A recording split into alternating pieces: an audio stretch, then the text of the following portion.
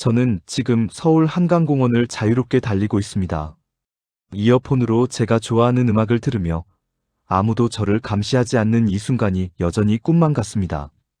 하지만 불과 6년 전까지만 해도 저는 북한 국가대표 육상선수였습니다. 400m 허들, 그 트랙 위에서 저는 위대한 장군님을 위해 달렸죠. 아니, 달려야만 했습니다.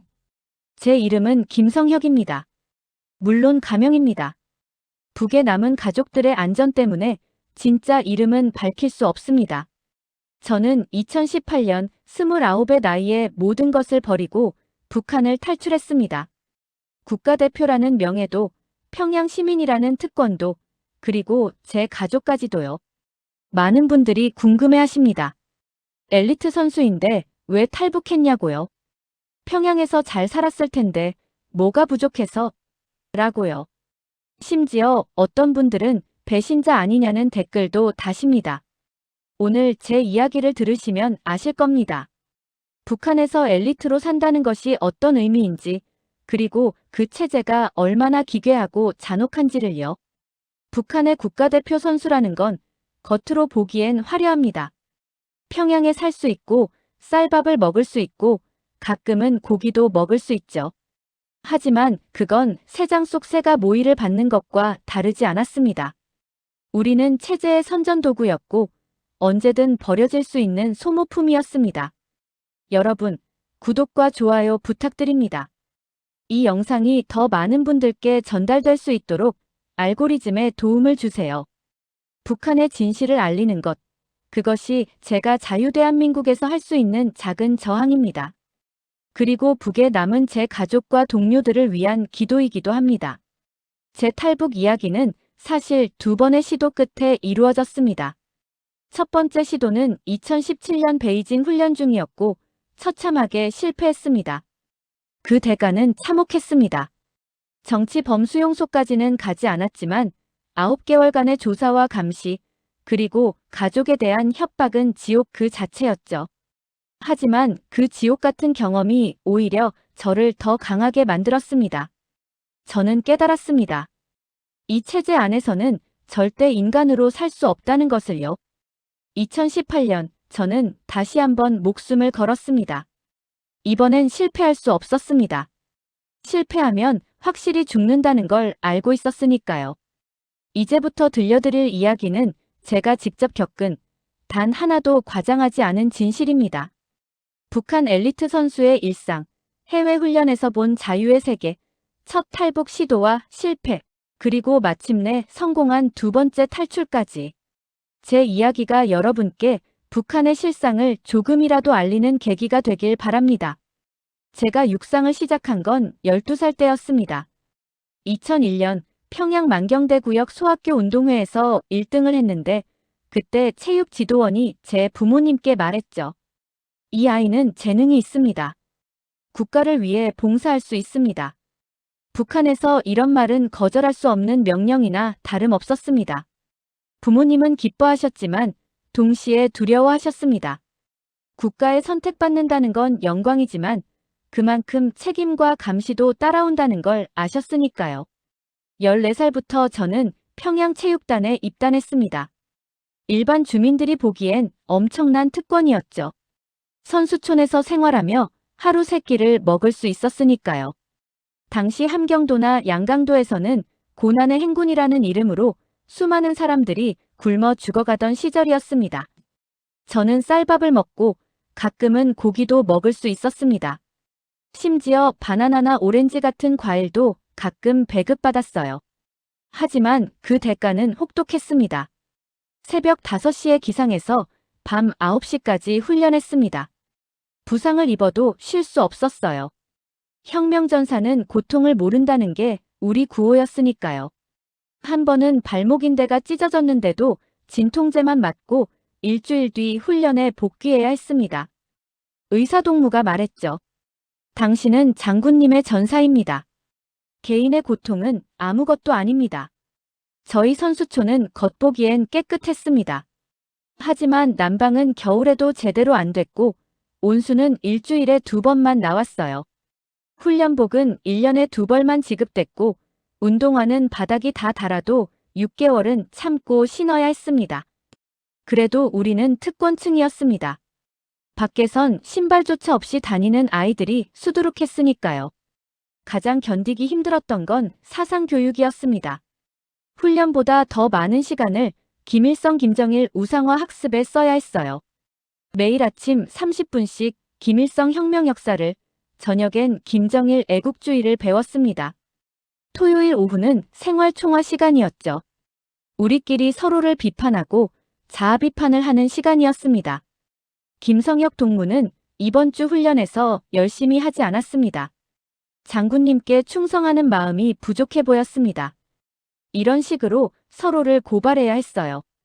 안 하면 자기가 비판받았습니다. 친구 사이도 없었습니다. 모두가 서로를 감시하는 체제였죠. 한 번은 제 룸메이트가 잠꼬대로 배고파라고 했다가 생활총화에서 비판받은 적도 있었습니다. 사회주의 낙원에서 배고프다니 체제에 대한 불만이라는 이유였죠. 2016년 27살이 되던 해였습니다.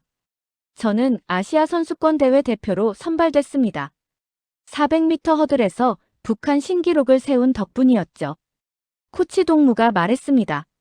성혁아, 내가 드디어 조국의 영광을 세계에 떨칠 기회다. 이번 대회는 중국 베이징에서 열린다. 절대 이상한 생각하지 마라. 이상한 생각이라는 건 탈출을 말하는 거였습니다. 해외에 나가는 모든 선수들은 출국 전 보위부 국가안전보위부에서 이틀간 교육을 받아야 했어요.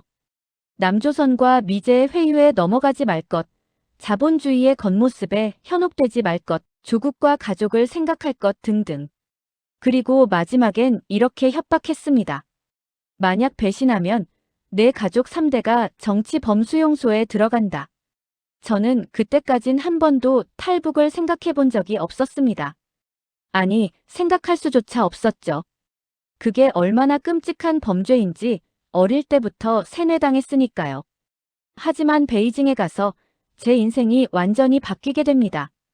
2016년 7월, 저는 생애 처음으로 북한 밖 세상을 밟았습니다. 베이징 수도국제공항에 내렸을 때의 그 충격을 저는 평생 잊을 수 없습니다. 공항이 이렇게 크고 밝고 깨끗할 수 있다는 것, 사람들이 이렇게 자유롭게 웃으며 걸어 다닐 수 있다는 것, 모든 게 충격이었습니다. 하지만 우리 선수단은 철저히 통제받았습니다. 15명의 선수와 7명의 임원, 그리고 보위부 요원 2명. 우리는 항상 단체로 움직여야 했고 혼자서는 화장실도 갈 수 없었습니다. 호텔에서 훈련장까지 전용 버스로 이동했고 창밖을 구경하는 것조차 조심스러웠죠. 보위부 요원이 누가 어디를 보는지 계속 감시했으니까요. 훈련장에서 저는 남한 선수단을 처음 봤습니다. 우리는 남조선 괴뢰도당이라고 배웠지만 그들은 그냥 평범한 사람들이었습니다. 우리보다 장비도 훨씬 좋았고 여유로워 보였어요. 코치와 농담도 하고 훈련 중간에 음료수도 자유롭게 마셨습니다. 우리는 물조차 정해진 시간에만 마실 수 있었는데 말이죠. 훈련이 끝나고 남한 선수 한 명이 제게 다가왔습니다. 저는 깜짝 놀라 뒤로 물러섰어요. 그가 웃으며 말했습니다. 안녕하세요. 저도 400m 허들 뛰는데 폼이 정말 좋으시네요. 혹시 운동화 브랜드가 뭐예요? 저는 대답할 수 없었습니다. 보위부 요원이 노려보고 있었거든요. 저는 고개만 숙이고 도망치듯 자리를 떴습니다. 그날 밤 숙소에서 저는 잠을 이룰 수 없었습니다. 남한 선수의 눈빛이 계속 떠올랐어요. 저기도 없었고 경계심도 없었습니다. 그냥 같은 종목을 하는 동료로 대하려 했던 거죠. 하지만 저는 그에게 한마디도 할 수 없었습니다. 만약 대화했다간 북한에 돌아가서 어떤 일을 당할지 뻔했으니까요. 대회 이틀째, 자유시간이 30분 주어졌습니다. 물론 단체로 보위부 요원의 감시하에요. 우리는 호텔 근처 작은 슈퍼마켓에 갔습니다. 들어가는 순간 저는 또 한 번 충격을 받았습니다. 선반 가득 쌓인 음식들, 과자들, 음료수들. 북한에서는 장마당에서도 보기 힘든 것들이 여기엔 넘쳐났습니다. 가격표를 보고 더 놀랐습니다. 환율을 계산해 보니 여기 과자 한 봉지 가격이 북한 노동자 한 달 월급보다 쌌습니다. 저는 그제야 깨달았습니다. 우리가 배운 게 거짓이었다는 걸요. 남조선은 미제의 식민지로 인민들이 굶주리고 있다고 배웠는데 이게 굶주리는 모습인가요? 보위부 요원이 제 어깨를 툭 쳤습니다. 김성혁 동무 현혹되지 마라. 이건 다 허울 뿐이다. 자본주의의 거칠애일 뿐이야. 이 뒤에는 빈부격차와 범죄가 넘쳐난다. 하지만 저는 이미 보고 말았습니다. 슈퍼마켓에서 물건을 사는 평범한 중국 사람들의 모습을요. 그들은 굶주려 보이지 않았고 불행해 보이지도 않았습니다. 대회 마지막 날 저녁이었습니다. 저는 준결승에서 탈락했고 코치 동무한테 혼이 났죠. 조국의 명예를 실추시켰다면서요. 그날 밤 저는 혼자 호텔 복도를 걷다가 열린 창문으로 베이징 야경을 봤습니다. 불빛으로 가득한 도시, 늦은 밤까지 활기찬 거리. 평양의 밤은 깜깜했습니다. 전기가 부족해서 밤 10시면 거의 모든 불이 꺼졌거든요. 저는 그 순간 깨달았습니다. 우리가 속았다는 것을요. 사회주의 낙원은 거짓말이었고 남조선 괴뢰는 우리보다 훨씬 잘 살고 있었습니다. 하지만 동시에 두려웠습니다. 이런 생각을 하는 것 자체가 반동이었으니까요. 만약 누가 제 생각을 알면 저는 끝장이었습니다. 북한으로 돌아가는 비행기 안에서 저는 계속 창밖을 봤습니다. 중국 땅이 멀어지고 북한이 가까워질수록 제 가슴은 답답해졌습니다. 이상했습니다. 조국으로 돌아가는 게 이렇게 두렵고 슬플 수가 있나요? 그때 저는 처음으로 생각했습니다. 나는 탈출하고 싶다고요. 하지만 곧 그 생각을 머리에서 지웠습니다. 불가능한 일이었으니까요. 아니, 불가능해야 했습니다.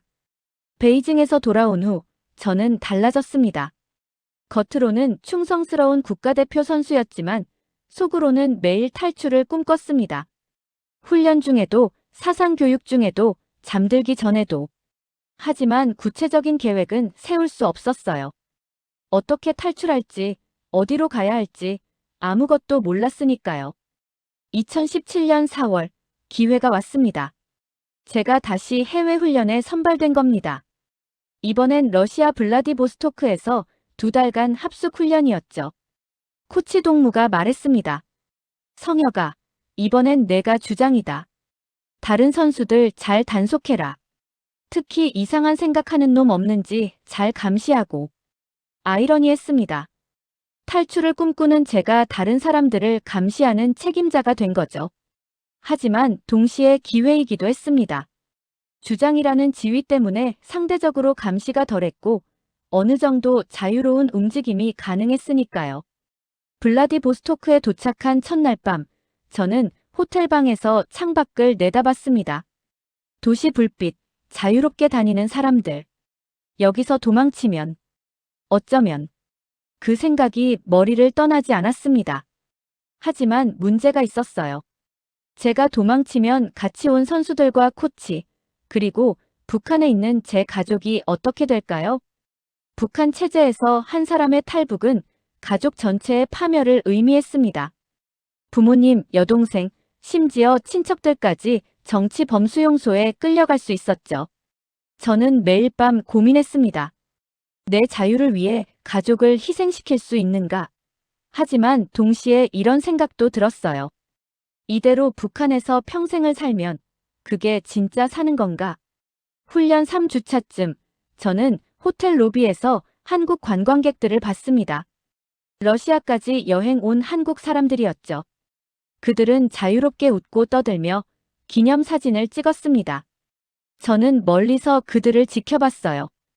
같은 언어를 쓰는 사람들인데 한쪽은 자유롭고 한쪽은 감옥에 갇혀 있다니. 그 격차가 너무 잔인하게 느껴졌습니다. 그날 밤 저는 결심했습니다. 탈출하겠다고요. 어떻게든 한국 대사관을 찾아가겠다고.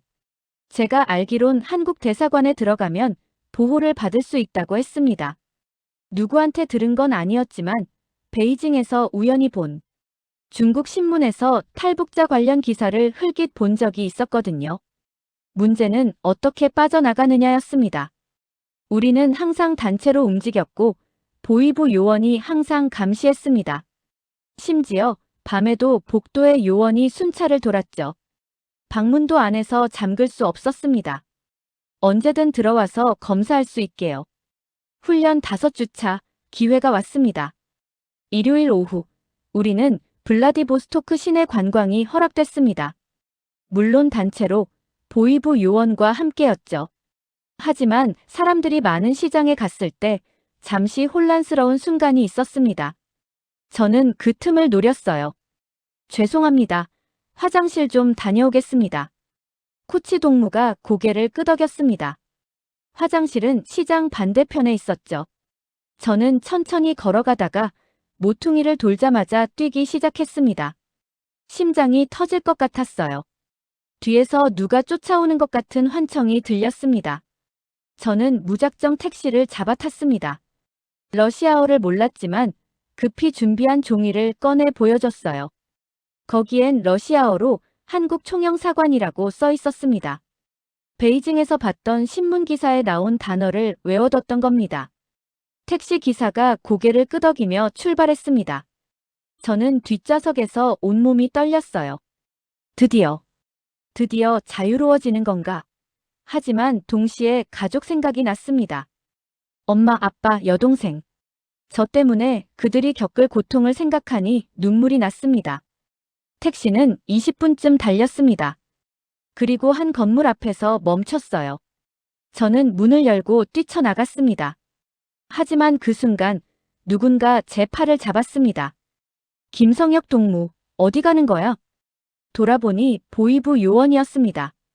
그 뒤로 코치와 다른 선수들도 있었어요. 그들은 택시를 따라왔던 겁니다. 저는 모든 게 끝났다는 걸 알았습니다. 첫 번째 탈출 시도는 그렇게 실패로 끝났습니다. 그들은 저를 곧바로 호텔로 끌고 갔고 그날 밤 비행기로 북한으로 보냈습니다. 비행기 안에서 보위부 요원이 제 귓가에 속삭였습니다. 넌 이제 끝났다. 너뿐만 아니라 내 가족도 끝이야. 저는 그 순간 후회했습니다. 왜 더 철저히 준비하지 않았을까? 왜 이렇게 성급했을까? 하지만 동시에 다짐했습니다. 만약 살아남는다면 다음엔 반드시 성공하겠다고요. 평양 순안공항에 도착하자마자 저는 검은 승합차에 태워졌습니다. 국가안전보위부 조사실로 가는 차였죠. 창문은 까맣게 가려져 있어서 밖을 볼 수 없었습니다. 양옆에 앉은 요원들은 한마디도 하지 않았어요. 그 침묵이 더 무서웠습니다. 조사실은 평양 교회의 한 건물 지하에 있었습니다. 저는 3m짜리 독방에 갇혔어요. 창문도 없고 전등 하나만 24시간 내내 켜져 있었습니다. 화장실은 방 한 구석에 구멍 하나였고 잠은 앉아서만 잘 수 있었죠. 누우면 간수가 와서 깨웠습니다. 신문은 매일 2번, 아침 7시와 저녁 7시에 있었습니다. 작은 방에 들어가면 3명의 조사관이 앉아 있었어요. 그들은 같은 질문을 수십 번 반복했습니다. 누가 너를 사주했냐? 남조선 정보기관과 접촉했지? 다른 공모자는 누구냐? 저는 계속 말했습니다. 아무도 없다고, 혼자 충동적으로 한 거라고요. 하지만 그들은 믿지 않았습니다. 북한 체제에서는 개인의 일탈이란 존재하지 않았으니까요. 모든 반동행위 뒤에는 외부 세력이 있다고 믿었죠. 신문은 점점 격해졌습니다. 20시간씩 계속되기도 했고 잠을 못 자게 하는 건 기본이었어요. 한 번은 3일 밤을 꼬박 세웠습니다. 앉은 채로 졸면 얼굴에 찬물을 뿌렸죠. 밥은 하루에 한 번, 주먹밥 하나와 묽은 국이 전부였습니다. 가장 고통스러웠던 건 가족 이야기였습니다. 조사관이 사진을 꺼내 보여줬어요. 제 부모님과 여동생이 조사받는 사진이었습니다. 내 부모는 지금 당 조사위원회에 불려가 있다. 내 동생은 대학에서 쫓겨났어. 이게 다 내 때문이야. 협조하면 가족은 봐주겠다. 저는 무너졌습니다. 제 어리석은 선택 때문에 가족이 고통받는다는 게 너무 견딜 수 없었어요. 저는 모든 걸 자백했습니다. 베이징에서 남한 선수를 봤던 것, 슈퍼마켓에서 충격받았던 것, 탈출을 계획했던 모든 과정. 하지만 다른 사람은 정말 없었기에 그 이상은 말할 수 없었습니다. 조사는 2달간 계속됐습니다. 매일 같은 질문, 같은 신문, 같은 압박. 저는 점점 말라갔어요. 처음 70kg이던 체중이 50kg대까지 떨어졌습니다. 거울이 없었지만 제 몸이 얼마나 망가졌는지 느낄 수 있었죠. 그러던 어느 날 조사관이 말했습니다. 김성혁, 내게 기회를 주겠다. 너는 운이 좋아. 국가대표 선수였고 성분도 나쁘지 않다. 진심으로 반성하고 재기할 의지를 보이면 용서받을 수 있다. 저는 그게 무슨 의미인지 알았습니다. 선전도구가 되라는 거였죠. 탈출을 시도했다가 자본주의의 환상을 깨닫고 돌아온 갱생한 반역자로 말이에요. 저는 선택의 여지가 없었습니다. 가족을 위해서라도 살아야 했으니까요. 3달 후, 저는 풀려났습니다. 하지만 예전의 삶으로 돌아간 건 아니었어요. 국가대표 자격은 박탈됐고 평양 시민권도 정지됐습니다. 저는 남포시의 한 공장으로 배치됐어요. 그곳에서 일반 노동자로 일하며 사상개조를 받아야 했습니다. 공장 노동은 지옥이었습니다. 하루 12시간씩 기계를 돌리고 쉬는 시간엔 사상학습을 했어요. 배급은 제대로 안 나왔고 임금도 거의 없었습니다. 무엇보다 견딜 수 없었던 건 주변 사람들의 시선이었죠. 모두가 저를 반역자로 봤습니다. 저녁마다 생활총화 시간이 있었습니다. 저는 매번 일어나서 자아 비판을 해야 했어요. 저는 조국을 배신하려 했던 역적입니다. 위대한 장군님의 은혜를 저버렸습니다. 자본주의의 환상에 빠져 조국과 가족을 배신하려 했습니다. 같은 말을 수십 번, 수백 번 반복했습니다. 그럴 때마다 제 안에 뭔가가 죽어갔어요. 자존심도, 희망도, 인간으로서의 존엄도. 하지만 동시에 다른 무언가가 자라났습니다. 분노와 복수심, 그리고 반드시 이 체제에서 벗어나겠다는 집념이었죠. 6개월이 지났을 때 저는 깨달았습니다. 이 체제는 절대 저를 용서하지 않을 거라고요. 아무리 충성해도, 아무리 반성해도 저는 평생 전과자로 살아야 했습니다. 감시받고, 차별받고, 인간 이하의 취급을 받으며요. 그때 저는 다시 결심했습니다. 반드시 탈출하겠다고요. 이번엔 실패할 수 없었습니다. 실패하면 정말 끝이니까요. 하지만 어떻게? 해외에 나갈 기회는 다시 없을 것이고 국경 경비는 삼엄했습니다. 저는 매일 밤 계획을 세웠어요. 그리고 기회를 기다렸습니다. 그 기회는 1년 후에 찾아왔습니다. 2018년 3월 기회가 왔습니다. 공장에서 함경북도 청진으로 출장을 가게 된 거예요. 기계 부품을 운반하는 임무였는데 3일간 청진에 머물러야 했습니다. 감시는 있었지만 남포보다는 느슨했죠. 그리고 청진은 두만강과 가까웠습니다. 출장 이틀째 밤, 저는 잠들지 않고 기다렸습니다. 같은 방을 쓰는 동료 2명이 깊이 잠들 때까지요. 자정이 넘자 저는 조용히 일어났습니다. 미리 준비한 옷으로 갈아입고 신발 밑창에 숨겨둔 중국 돈을 확인했어요. 전부 합쳐 300위안 정도였습니다. 남포에서 1년간 암시장에서 물건을 팔아모은 돈이었죠. 창문을 통해 밖으로 나왔습니다. 다행히 1층이었어요. 거리는 어두웠고 순찰대는 보이지 않았습니다. 저는 북쪽으로 걷기 시작했어요. 두만강까지는 약 60km 걸어서 하룻밤이면 갈 수 있는 거리였습니다. 걷는 내내 심장이 터질 것 같았습니다. 혹시 검문소가 나오면, 순찰대를 만나면, 하지만 선수 생활로 단련된 체력 덕분에 저는 계속 걸을 수 있었어요. 가끔 차량 소리가 들리면 도랑에 숨었고 사람 소리가 들리면 돌아서 갔습니다. 새벽 4시쯤 저는 두만강 근처 마을에 도착했습니다. 멀리서 강물 소리가 들렸어요.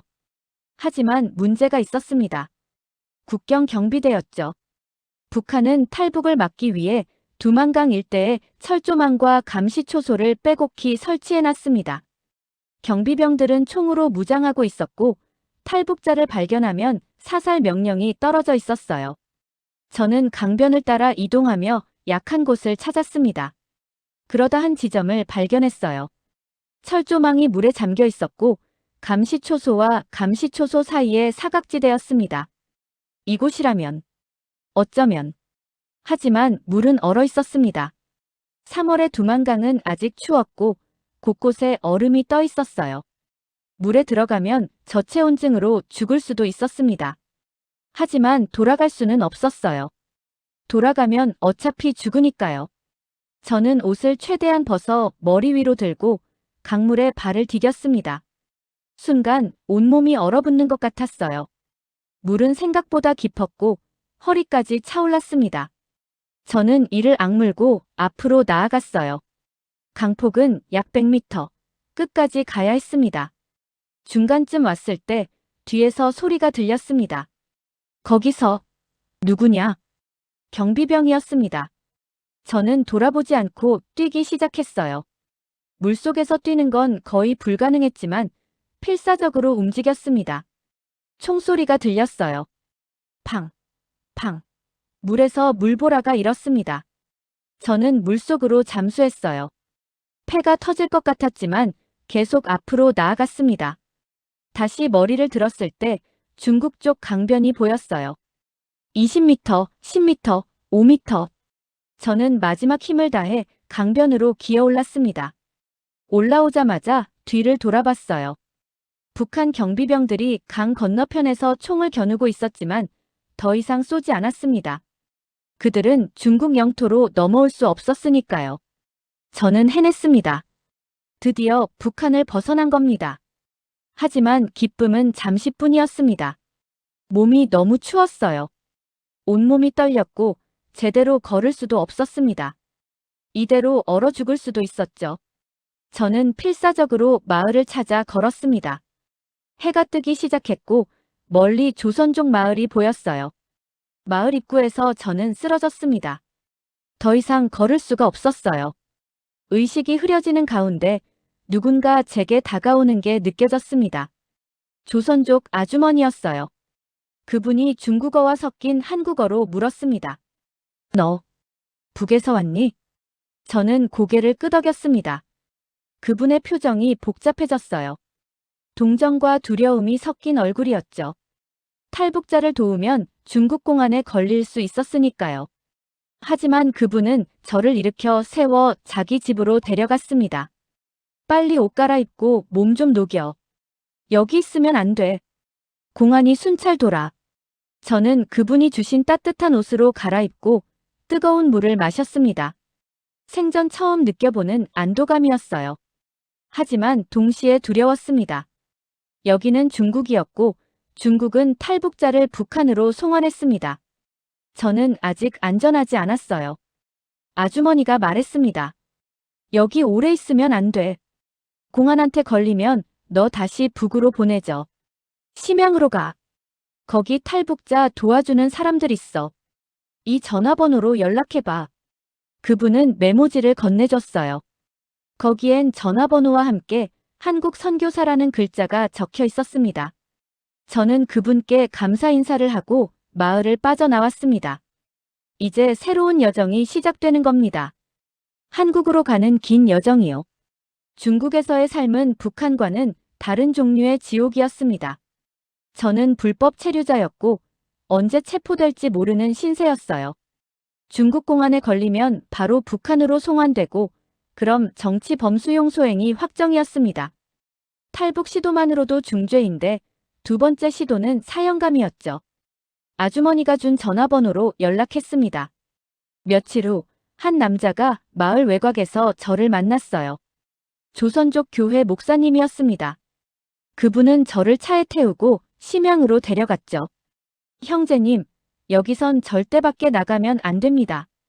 공안들이 탈북자 단속을 강화하고 있어요. 한국 대사관으로 가는 방법을 알아보는 동안 여기서 숨어 계세요. 저는 심양의 한 지하실에 숨었습니다. 창문도 없는 좁은 방이었어요. 하지만 안전했고 먹을 것도 있었습니다. 무엇보다 희망이 있었죠. 한국으로 갈 수 있다는 희망이요. 그곳엔 저 말고도 탈북자 5명이 더 있었습니다. 함경도에서 온 아주머니, 해산에서 온 젊은 여성, 평양에서 온 전직 군인, 그리고 어린 남매. 우리는 서로의 이야기를 들으며 위로받았어요. 함경도 아주머니의 이야기는 처절했습니다. 남편과 아들이 굶어 죽은 후 혼자 두만강을 건넜다고 했어요. 해산 여성은 인신매매단에게 팔려갈 뻔했다가 겨우 도망쳤고, 전직 군인은 군대에서 상관의 비리를 고발했다가 오히려 역적으로 몰려 탈출했다고 했습니다. 가장 안타까운 건 남매였습니다. 14살 오빠와 12살 여동생이었는데 부모님이 탈북하려다 국경에서 총에 맞아 죽었다고 했어요. 아이들은 혼자 강을 건넜고 중국에서 한 달을 떠돌다 교회에 구조됐다고 했습니다. 우리는 한 달을 그곳에서 기다렸습니다. 목사님이 브로커를 통해 한국행 루트를 알아보는 동안이었죠. 한국 대사관으로 직접 가는 건 불가능했습니다. 심양 시내는 공안 감시가 너무 심했고 대사관 주변은 특히 더했으니까요. 대신 우리는 동남아시아 제3국을 통해 한국으로 가는 루트를 택했습니다. 라오스나 태국으로 가서 그곳 한국 대사관의 보호를 요청하는 방법이었죠. 하지만 문제는 비용이었습니다. 1인당 1,000달러가 필요했어요. 저는 그 돈이 없었습니다. 목사님이 말했어요. 형제님은 운동선수셨다고 들었어요. 중국 식당에서 설거지 일하실 수 있겠어요? 거기서 한 달 일하면 1,000달러 모을 수 있습니다. 저는 선택의 여지가 없었습니다. 다음 날부터 저는 심양 외곽의 한 조선족 식당에서 일하기 시작했어요. 새벽 5시부터 밤 11시까지 하루 18시간을 일했습니다. 설거지, 청소, 식재료 나르기. 손은 갈라지고 피가 났지만 참았어요. 가장 힘들었던 건 불안감이었습니다. 식당에 공안이 들이닥칠까봐, 누군가 저를 신고할까봐 매 순간이 공포였죠. 중국어를 못해서 손님과 마주치는 것도 피해야 했고 항상 뒷문으로 출입했습니다. 한 번은 정말 위험한 순간이 있었습니다. 식당의 공안이 불시 단속을 나왔어요. 저는 주방 뒤 창고에 숨었습니다. 심장이 터질 것 같았어요. 공안이 주방까지 왔고 창고 문을 열려는 순간 사장님이 막아섰습니다. 여기는 식재료 창고입니다. 위생상 함부로 못 열어요. 허가서 있으면 보여주세요. 공안은 뭐라고 중얼거리다 그냥 갔습니다. 저는 그날 밤 창고에서 울었어요. 공포와 감사가 뒤섞인 눈물이었습니다. 사장님은 저를 불쌍히 여겨 묵묵히 도와주신 거였죠. 2달 후 저는 1,200달러를 모았습니다. 목사님께 돈을 전하자 그분이 말했어요. 이제 갈 준비가 됐습니다. 다음 주에 출발합니다. 중국 남부를 거쳐 라오스로 가는 겁니다. 출발 전날 밤 우리 6명은 마지막으로 함께 기도했습니다. 목사님도 함께였어요. 저는 기독교인이 아니었지만 그날만큼은 진심으로 기도했습니다. 무사히 한국에 갈 수 있게 해달라고요. 새벽 3시 우리는 트럭에 올라탔습니다. 화물칸 안에 만든 비밀 공간이었어요. 좁고 어두웠지만 희망으로 가득했습니다. 트럭은 남쪽으로 출발했어요. 운전은 사흘이 걸렸습니다. 우리는 화물칸에서 나올 수 없었고 먹고 자고 화장실도 그 안에서 해결해야 했어요. 숨도 제대로 쉴 수 없을 만큼 답답했지만 모두 이를 악물고 견뎠습니다. 도중에 검문소를 2번 통과했습니다. 우리는 숨을 죽이고 있어야 했어요. 공안들이 화물칸을 두들기는 소리가 들렸지만 비밀 공간은 발각되지 않았습니다. 브로커가 준 뇌물이 효과가 있었던 거죠. 사흘째 되는 날 아침, 트럭이 멈췄습니다. 브로커가 문을 열고 말했어요. 라오스 국경입니다. 여기서부터는 걸어서 가야 합니다. 밤에 산을 넘어 라오스로 들어갈 겁니다. 우리는 트럭에서 내려 산속으로 들어갔습니다. 7시간을 걸었어요. 험한 산길이었고 여러 번 넘어졌습니다. 하지만 아무도 포기하지 않았어요. 저 산 너머에 자유가 있었으니까요. 라오스 국경을 넘은 순간 저는 무너져 내렸습니다. 그동안 긴장의 끈을 놓지 않았는데 안전한 곳에 도착하자 모든 힘이 빠진 거예요. 함경도 아주머니가 저를 부축해 일으켜 세웠습니다. 성혁아, 아직 끝난 게 아니야. 조금만 더 힘내자. 우리는 라오스의 한 조선족 민가에서 하룻밤을 묵었습니다. 따뜻한 밥과 국을 먹을 수 있었어요. 너무 오랜만에 제대로 된 식사였습니다. 밥을 먹으면서 해산에서 온 여성이 울기 시작했어요. 여기 정말 안전한 거 맞죠? 공안이 안 와요? 브로커가 고개를 끄덕였습니다. 라오스는 중국이 아닙니다. 여기선 탈북자를 송환하지 않아요. 하지만 방심하면 안 됩니다. 내일 비엔티안으로 가서 한국 대사관에 보호 신청을 해야 해요. 다음 날 아침, 우리는 미니버스를 타고 수도 비엔티안으로 향했습니다. 창밖으로 보이는 풍경이 신기했어요. 동남아시아의 따뜻한 날씨, 이국적인 건물들, 자유롭게 다니는 사람들. 북한에선 상상도 못할 모습이었죠. 비엔티안에 도착해서 우리는 한국 대사관으로 갔습니다. 대사관 정문에 섰을 때의 감정을 저는 평생 잊지 못할 겁니다. 태극기가 바람에 펄럭이고 있었어요. 저는 그 앞에서 한참을 서 있었습니다. 드디어 대한민국 땅에 온 거나 마찬가지였으니까요. 대사관 직원이 우리를 맞이했습니다. 한국어를 하는 직원이었어요. 힘드셨죠? 이제 안전합니다. 여기서 조사와 절차를 거치면 한국으로 갈 수 있습니다. 조사는 이틀간 진행됐습니다. 신원 확인, 탈북 경위, 중국에서의 경로 등을 상세히 물었어요. 처음엔 또 신문 받는 거 아닌가 싶어 긴장했지만 직원들은 친절했습니다. 위협도 협박도 없었어요. 오히려 우리를 격려하고 위로해줬습니다. 고생 많으셨어요. 이제 곧 고국 땅을 밟으실 겁니다. 일주일 후 우리는 인천행 비행기에 올랐습니다. 탈북자 6명과 대사관 직원 1명이 함께였죠. 비행기가 이륙하는 순간 저는 창밖을 봤습니다. 라오스 땅이 점점 멀어지고 있었어요. 그리고 몇 시간 후면 저는 한국에 도착하는 겁니다. 비행기 안에서 저는 잠들 수 없었습니다. 너무 많은 생각이 스쳤어요. 북한에 남은 가족, 탈북 과정에서 만난 사람들, 그리고 앞으로의 삶. 한국에선 어떻게 살게 될까? 적응할 수 있을까? 두려웠지만 동시에 설렜습니다. 비행기가 인천공항에 착륙했습니다. 바퀴가 땅에 닿는 순간 기내에 있던 승객들이 박수를 쳤어요. 저는 그때 깨달았습니다. 제가 정말 한국에 왔다는 걸요. 눈물이 났습니다. 기쁨과 안도와 슬픔이 뒤섞인 눈물이었어요. 공항에서 나오자 국정원 직원들이 기다리고 있었습니다. 저희는 그들과 함께 이동했고 경기도의 한 시설로 갔어요. 통일부에서 운영하는 정착 지원 시설이었습니다. 그곳에서 우리는 석 달간 머물며 조사와 교육을 받았죠. 조사는 북한에서보다 훨씬 인간적이었습니다. 강압도 없었고 협박도 없었어요. 다만 북한 체제에 대한 정보와 탈북 경위를 상세히 물었습니다. 저는 모든 걸 솔직히 말했어요. 국가대표 선수였던 것, 첫 탈북 시도와 실패, 그리고 두 번째 성공까지. 교육은 한국 사회 적응을 위한 것이었습니다. 자본주의 경제체제, 민주주의 정치, 법과 제도, 일상생활 등 모든 게 새로웠어요. 은행 계좌를 만드는 법, 지하철 타는 법, 심지어 편의점에서 물건 사는 법까지 배워야 했습니다.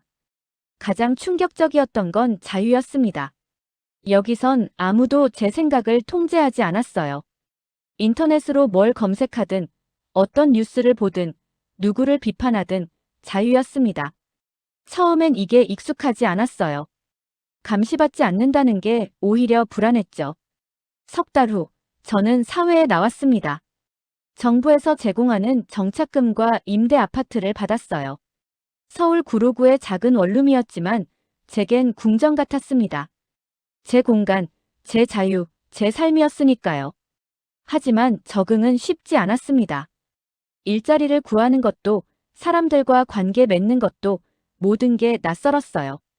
남한 사람들은 빨리 말했고 다른 문화를 가지고 있었습니다. 저는 종종 외로웠고 북한에 남은 가족 생각에 밤마다 울었어요. 그래도 저는 포기하지 않았습니다. 한국어 억양 교정 수업을 듣고 검정고시를 쳐서 고등학교 졸업장을 땄습니다. 그리고 대학에 입학했어요. 체육교육과였습니다. 다시 운동을 할 수 있게 된 겁니다. 지금 저는 서울에서 살고 있습니다. 대학을 졸업하고 청소년 육상 코치로 일하고 있어요. 아이들에게 달리기를 가르치며 꿈을 키워주고 있습니다. 북한에선 국가를 위해 달렸지만 지금은 제 자신을 위해 그리고 제가 가르치는 아이들을 위해 달립니다. 탈북한 지 6년이 지난 지금 저는 여전히 매일 아침 한강공원을 달립니다. 이어폰으로 음악을 들으며 아무 생각 없이 달리는 그 시간이 제게는 가장 소중합니다. 아무도 감시하지 않고 어디로 가든 자유이고 멈추고 싶으면 멈출 수 있는 그 자유가요. 하지만 자유에도 대가가 있었습니다. 북한에 남은 가족이 그 대가였죠.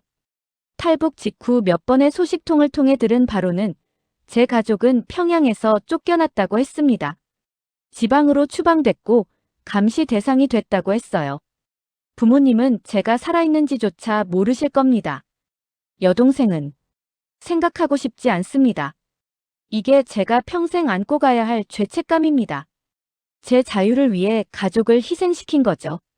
밤마다 저는 꿈을 꿉니다. 어머니가 우시는 꿈, 아버지가 저를 원망하시는 꿈, 여동생이 굶주리는 꿈. 깨어나면 베개가 눈물로 젖어 있어요. 하지만 동시에 저는 알고 있습니다. 북한에 남았어도 가족을 지킬 수 없었을 거라는 걸요. 저는 이미 체제에 찍힌 사람이었고 평생 감시와 차별 속에 살아야 했습니다. 언젠가는 또 다른 이유로 정치 범수용소에 갈 수도 있었죠. 그럼 가족 전체가 끌려갔을 겁니다. 한국에서의 삶은 여전히 쉽지 않습니다. 탈북자라는 꼬리표는 따라다니고 때론 차별도 받습니다. 한 번은 일자리 면접에서 북한 출신이라는 이유로 떨어진 적도 있어요. 북한 사람들은 거짓말을 잘한다더라는 말을 들었죠. 마음이 아팠지만 이해는 했습니다. 남한 사람들도 북한을 두려워하고 경계하니까요. 그래도 저는 감사합니다. 이곳에서 저는 인간으로 대접받으니까요. 제 의견을 말할 수 있고 제 꿈을 꿀 수 있고 제가 하고 싶은 일을 할 수 있습니다. 북한에선 상상도 못할 자유였죠. 지금 저는 서울 양천구 청소년센터에서 육상 코치로 일하고 있습니다. 중학생과 고등학생들에게 달리기를 가르쳐요. 아이들은 저를 좋아합니다. 제가 엄격하지 않고 아이들 눈높이에서 대화하니까요. 북한식 훈련이 얼마나 비인간적인지 알기에 저는 절대 그런 방식으로 가르치지 않습니다. 한 번은 한 학생이 부상으로 훈련을 못하게 됐을 때 푹 쉬라고 했습니다. 그 아이가 놀라며 물었어요. 코치님, 정말 쉬어도 돼요?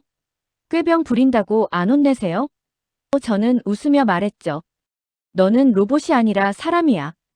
다친 몸으로 뛰면 더 크게 다쳐. 충분히 쉬고 회복해. 그 아이의 눈에 눈물이 고였습니다. 나중에 안 건데 그 아이는 다른 체육 선생님한테 심한 체벌을 받은 경험이 있었대요. 제가 이해해줘서 감동받은 거였죠. 그 순간 저는 깨달았습니다. 제가 여기서 하는 일이 의미 있다는 걸요.